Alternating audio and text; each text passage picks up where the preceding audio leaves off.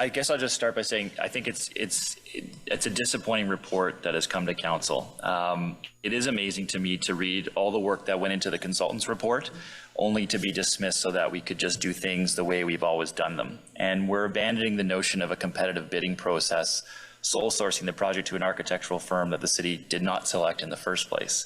And despite the fact that sole sourcing a major project never leads to the best outcome, we're hoping this time it will mean that a procurement method that finished a distant 6th in scoring can be elevated to a semi-distant 4th in relation to all the other procurement methods we could have chosen. This report comes without any input or consultation of the public who will be paying for it. So disappointing is the word, but maybe that's a bit too charitable.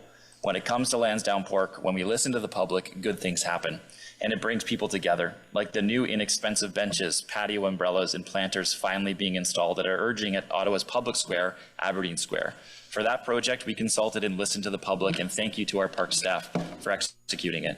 This is what will bring people to come and stay at Lansdowne. It's small but impactful quality of life improvements. For Lansdowne 2.0 and this report, we haven't listened to the public and sports fans who have written to us. When I spoke to a group of scouts yesterday and talked to them about the project, the message from one of them back was that this seemed like it was going to make Lansdowne Park worse. And that comes from the fact that the Civic Center has been regularly sold out. This was a young person, and that means 10,000 fans for 67s, PWHL games and events. Building a new arena that is half that capacity is not prudent. The Red Blacks have regularly sold out games in their brief history. In response, we're reducing the number of seats at Frank Clair Stadium and increasing ticket prices while removing the roof over people's heads. When a rebuild was contemplated, no one said that the entire Civic Center would be moved, removing 58,000 square feet of precious and loved green space in the core. This is while we're spending taxpayer dollars to fight with lawyers in court to preserve golf course green space in Canada. There's a connection there. I would challenge any of my colleagues in this room to tell me how much the city is actually projecting to lose in operations dollars for the new event center and stadium through this procurement. It's $164.9 million that is projected to be lost, and that's the optimistic projection. Another $20 million in this report for a so-called line of credit that the city will have to backstop. Staff have now confirmed this isn't really going to be paid back. It's not likely. It's going to be more long-term debt, and it's something the original LPP did not allow for good reason. The city should not be propping up for-profit wealthy business owners in this way. That's not to mention the waste that this represents. After the city invested heavily in the last decade building brand new retail that is set to be torn down, the city recently invested $23 million into the steel roof, also set to be torn down, with us continuing to pay down that loan for a facility that doesn't exist. And of course, the value of the building at $130 million, which would be torn down. All of this because the buildings they're not at end of life, but because the city wants to make Lansdowne financially sustainable. Well, guess what? This isn't financially sustainable.